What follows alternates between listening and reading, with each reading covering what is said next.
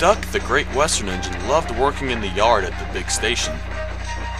Sometimes he pulled coaches, sometimes he shunted cars, but whatever the work, Duck got the job done without fuss. One morning he was resting in the shed when Sir Topham Hatt arrived. "Your work in the yard has been good. Would you like to have a branch line for your own?" "Oh yes, please, sir," replied Duck. So Duck took charge of his new branch line. The responsibility delighted him. The line runs by a sandy coast until it meets a port where big ships come in. Duck loved exploring every curve and corner of his branch line. Sea breeze filled his funnel and poured high into the air. Duck felt very proud of his new line. "This is just like being on holiday," he said to his driver. "Well, you know what they say," replied his driver, "a change is as good as a rest." Soon Duck was busier than ever.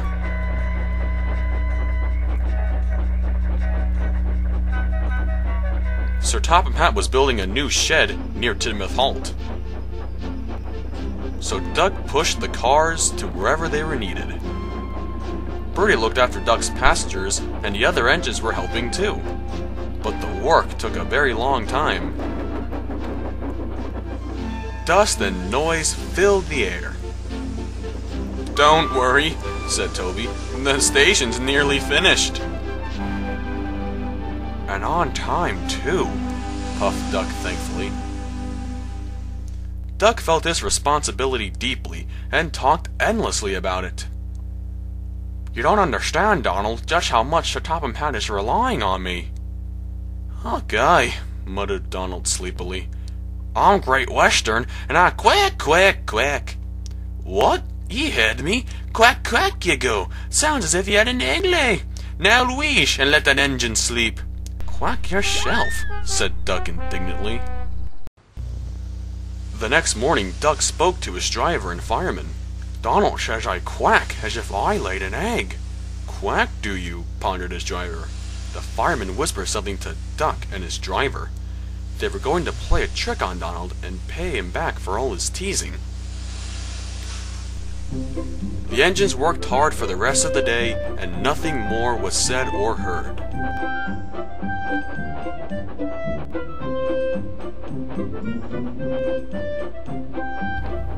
Not even a quack.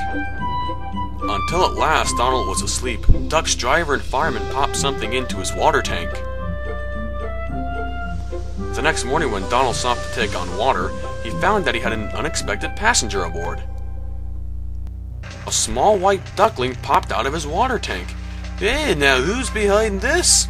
chuckled Donald. The duckling was tame. She shared the fireman's sandwiches and rode in the tender. The other engines laughed at Donald and teased him about her.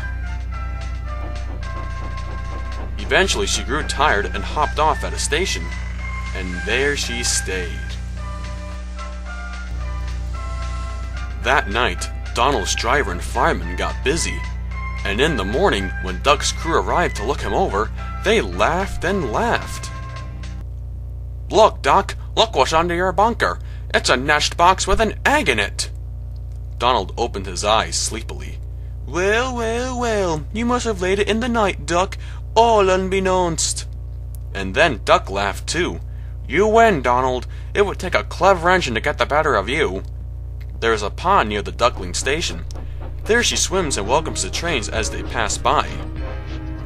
The station master calls her Dilly, but to everyone else, she will always be Donald's duck.